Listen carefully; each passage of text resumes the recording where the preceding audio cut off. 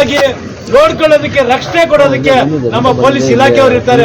ನಾವೆಲ್ಲ ಜವಾಬ್ದಾರಿ. ಯಾಕಂದ್ರೆ ರೈತರು ಮಿತಿ ಮೀರಿ ಹೋಗಿದೆ, ಅವ್ರಿಗೆ ಕೋಪ ಉದ್ರೇಕ ಆಗಿದೆ. ಯಾಕಂದ್ರೆ ಕೆಲವ್ರಿಗೆ ಅನುಕೂಲ ಆಗಿ ಕೆಲವ್ರಿಗೆ ಅನುಕೂಲ ಆಗಿಲ್ಲ ಅಂದ್ರೆ ಯಾರು ಸುಮ್ಮನೆ ಮನೇಲಿ ಕುಂತ್ಕೊಳ್ಳಕ್ ಆಗಲ್ಲ. 6,000 ಜನ ನಾಳೆ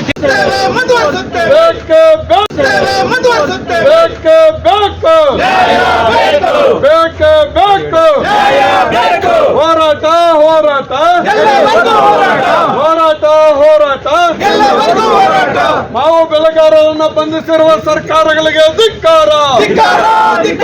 ಮಾವು ಬೆಳೆಗಾರರ ಮೇಲೆ ಚೂಪಿಟ್ಟಿರುವ ಸರ್ಕಾರಗಳಿಗೆ ಧಿಕ್ಕಾರ. ಮಾವು ಹೋರಾಟಗಾರರ ಮೇಲೆ ಪೊಲೀಸರನ್ನು ಚೂಪಿಟ್ಟಿರುವ ಸರ್ಕಾರಗಳಿಗೆ ಧಿಕ್ಕಾರ.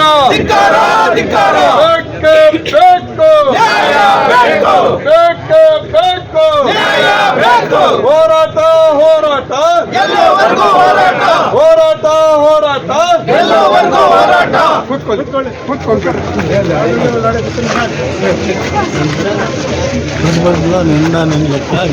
ಇಲ್ಲೇ ರೌಂಡ್ ಆಗಿ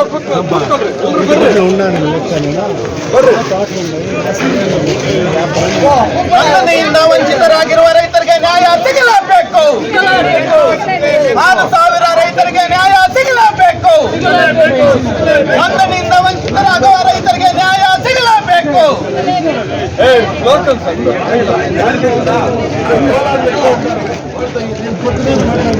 ಸುಸೂತ್ರವಾಗಿ ನೋಡ್ಕೊಳ್ಳೋದಕ್ಕೆ ರಕ್ಷಣೆ ಕೊಡೋದಕ್ಕೆ ನಮ್ಮ ಪೊಲೀಸ್ ಇಲಾಖೆಯವರು ಇರ್ತಾರೆ. ನಾವೆಲ್ಲ ಜವಾಬ್ದಾರಿ. ಯಾಕಂದ್ರೆ ರೈತರು ಮಿತಿ ಮೀರಿ ಹೋಗಿದೆ, ಅವ್ರಿಗೆ ಕೋಪ ಉದ್ರೇಕ ಆಗಿದೆ. ಯಾಕಂದ್ರೆ ಕೆಲವ್ರಿಗೆ ಅನುಕೂಲ ಆಗಿ ಕೆಲವ್ರಿಗೆ ಅನುಕೂಲ ಆಗಿಲ್ಲ ಅಂದ್ರೆ ಯಾರು ಸುಮ್ಮನೆ ಮನೇಲಿ ಕುಂತ್ಕೊಳ್ಳಕ್ ಆಗಲ್ಲ. 6,000 ಜನ ನಾಳೆ ಜಿಲ್ಲಾಧಿಕಾರಿಗಳ ಕಚೇರಿಗೆ ಹೋದ್ರೆ ನೀವು ಬಂದಲ್ಲಿ ಏನ್ ಹೇಳ್ತೀರಿ? ಇವತ್ತೇನಿದೆಯೋ ಅದನ್ನ ವರದಿ ಮಾಡಿ, ಅವ್ರಿಗೂ ಹೋಗ್ಲಿ. ಎಲ್ಲ ರೈತರನ್ನ ಕಾಪಾಡಬೇಕಾಗಿರೋಂಥ ಕರ್ತವ್ಯ ತಾಲೂಕು ಆಡಳಿತಕ್ಕೂ ಇದೆ, ಜಿಲ್ಲಾಧಿಕಾರಿಗಳಿಗೂ ಇದೆ. ನಾವೆಲ್ಲರೂ ಆ ಕೆಲಸ ಮಾಡಬೇಕು. ಏನು ಇನ್ನೂ ನಮ್ಮ ಸ್ನೇಹಿತರು ಕೋಲಾರಲ್ಲಿ ನಾರಾಯಣ ಅವರು, ಬೈರರೆಡ್ಡಿ ಅವರು, ಇನ್ನೂ ಅನೇಕರು ಅರೆಸ್ಟ್ ಆಗಿದ್ದಾರೆ. ಅವರೆಲ್ಲ ತಕ್ಷಣ ಬಿಡುಗಡೆ ಆಗಬೇಕು.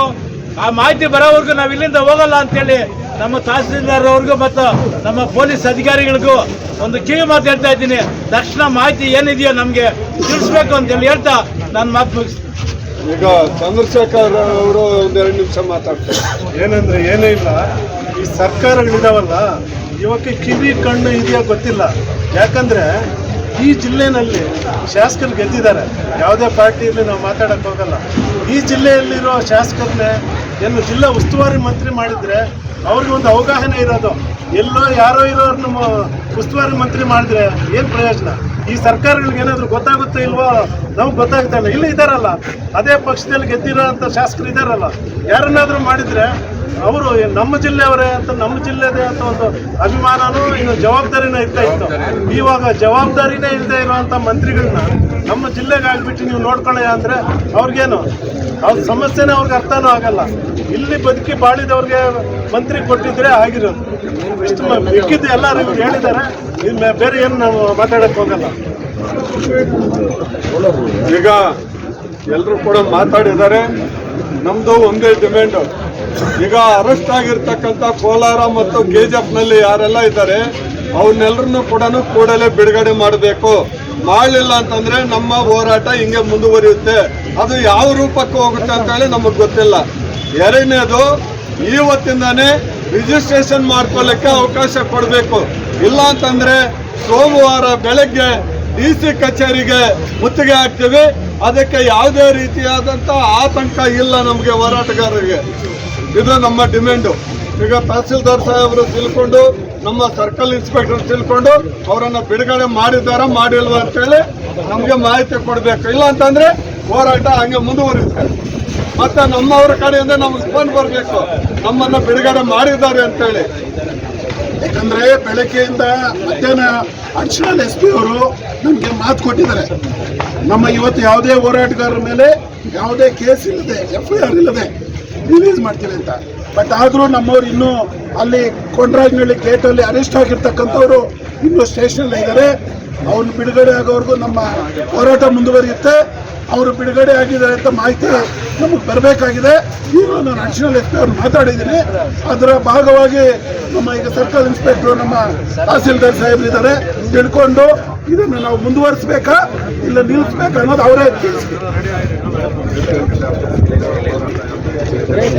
ಜೈ ಬೋಲೋ ಭಾರತ್ ಮಾತಾ ಕಿ ಸರಿ, ಬಂದು ಕೂತ್ಕೊಳ್ಳೋಣ ಬನ್ನಿ. ಕೂತ್ಕೊಳ್ಳಿ ಎಲ್ಲ. ಕೂತ್ಕೊಂಡ್ಬಿಡ್ರಿ. ಮಾಹಿತಿ ಬರೋವರೆಗೆ.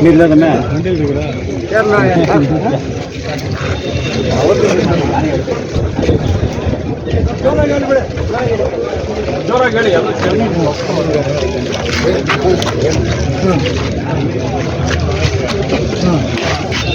ಈಗ ನಿಮ್ಮನಲ್ಲಿ ಬಿಡುಗಡೆವರೆಗೂ ನಾವಿಲ್ಲಿ ಹೋರಾಟ ಮುಂದುವರಿಸಿದ್ದೀವಿ. ನಾನು ಅದಕ್ಕೆ ಹೇಳ್ತಾ ಇದ್ದೀನಿ, ಅಲ್ಲಿನ ಬಿಡುಗಡೆ ಆಗಿಲ್ಲ. ಬಂಧನಕ್ಕೆ ಒಳಪಡಿಸಿರುವ ಹೋರಾಟಗಾರರನ್ನ ಬಿಡುಗಡೆ ಮಾಡಲೇಬೇಕು. ಹೋರಾಟಗಾರರನ್ನ ಬಿಡುಗಡೆ ಮಾಡಲೇಬೇಕು.